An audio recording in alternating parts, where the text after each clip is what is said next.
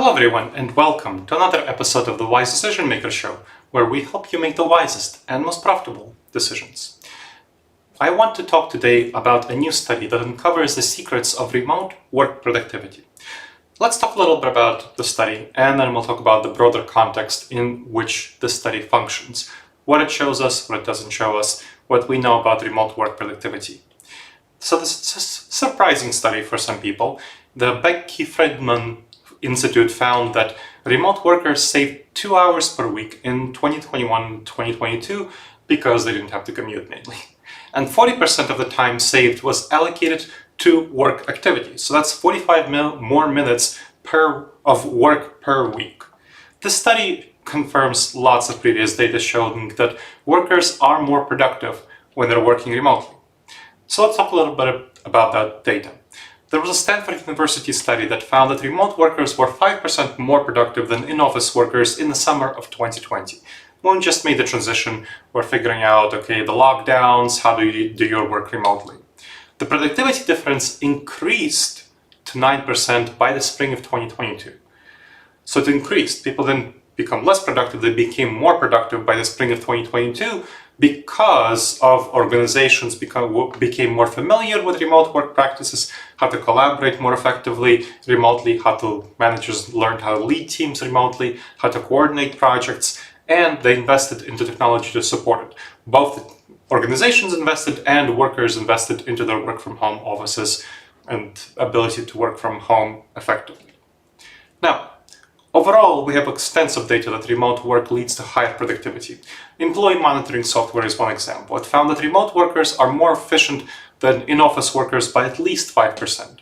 And a National Bureau of Economic Research study on productivity found that tech, finance, and other remote work-capable industries, they increased by their productivity 1.1% per year on average from 2010 to 2019.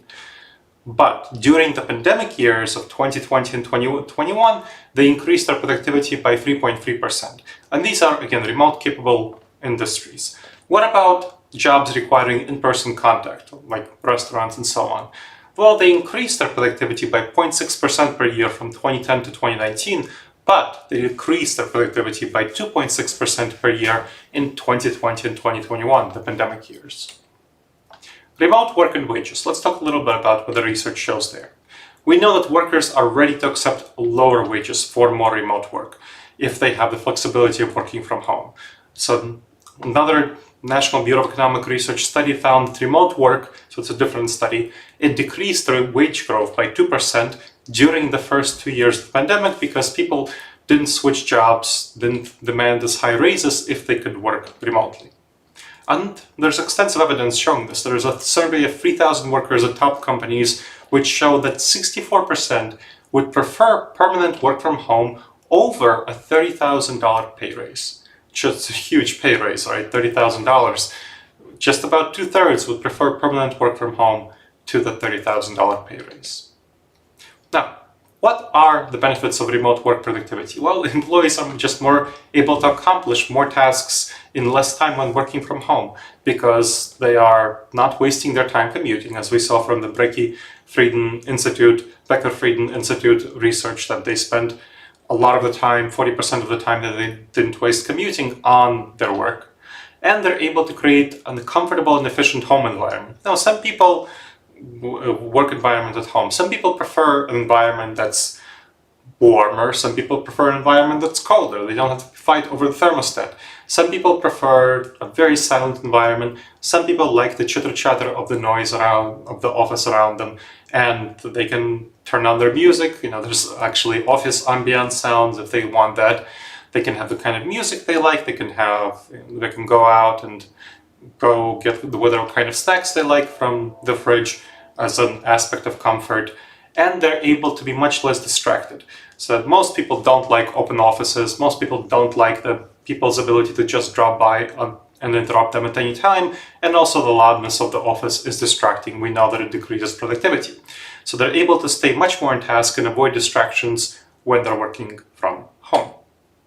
And remote work also helps save on cost of living expenses. Companies that offer remote work opportunities, they clearly save on worker cost of living expenses because they can hire workers in lower cost of living areas in the US and abroad. You don't have to hire, if you're based in San Francisco, you can hire someone in the middle of Montana and they will be willing to work for a lower wage. Or you can hire someone in Chile and they'll be willing to work for a lower wage while still having not too far difference of a time zone. So it's a more productive use of financial and human resources. We also know that remote work improves work-life balance. It helps prevent burnout, which increases productivity and retention. So this gets you happier and more fulfilled employees, which of course improves productivity and performance. And there's fewer distractions and interruptions, which improves time and energy management.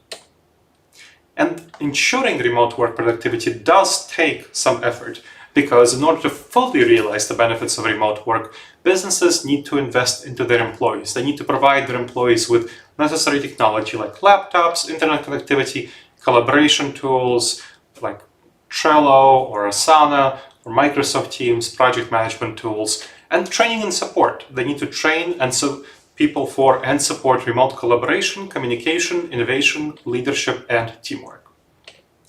All right, everyone. I hope you've benefited from this episode of the Wise Decision Maker Show on remote work productivity. Please make sure to subscribe to the show wherever you check this out and leave a review. It really helps others discover the show and it helps us improve the show. All right, everyone. I look forward to seeing you in the next episode of the Wise Decision Maker Show. In the meantime, the wisest and most profitable decisions to you, my friends.